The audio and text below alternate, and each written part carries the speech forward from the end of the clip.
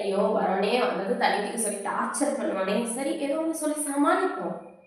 என்னங்க ஏங்க காலையில காட்டிக்கு தண்ணி ஊத்திட்டா சளி பிடிச்சுக்குங்க. அதுவும் இல்லாம பார்த்தீங்கன்னா, வீட்ல வேலை நெறைய கிடக்குது. பையன ஸ்கூலுக்கு அனுப்பணும். அவனெல்லாம் தாட்டி விட்டுட்டு ஒரு 8 மணி 9 மணிக்கு மேல ஃப்ரீயா போய் ஊத்திக்கிறேங்க. கொஞ்ச நேரம் கம்முனு இருங்க.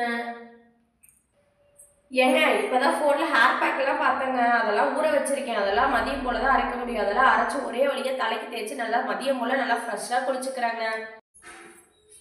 ஏங்க பசிக்குதுங்க. ஒரே வழியா சாப்பிட்டு போய் குளிச்சுறேன். மதியம் 12 மணி ஆயிடுச்சுங்க. காலையில கொஞ்சமா தான் சாப்பிட்டேன். சாப்பிட்டு ஒரே வழியா போய் குளிச்சுக்கிறேங்க.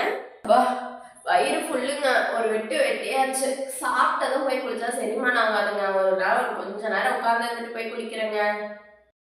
ஏங்க வயிறு முட்டை சாப்பிட்டதுக்கு நல்லா தூக்கம் வருதுங்க. இப்ப போய் தண்ணி ஊத்திக்கிட்டா தூக்கமே கெட்டு போயிருங்க. அதனால ஒரு கொஞ்ச நேரம் ஒரு குட்டி தூக்கம் போட்டுட்டு அதுக்கப்புறம் போய் தண்ணி ஊத்திக்கிட்டுமா?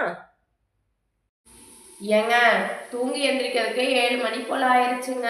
இனிமேல் போய் குளிச்சா குளிரும். அது இல்லாம காலையில எப்படி இருந்தாலும் தண்ணி நேரமா ஊத்திக்கணும் இல்லைங்க. இப்ப போய் தண்ணி ஊத்திக்கிட்டா வேஸ்ட் தானேங்க.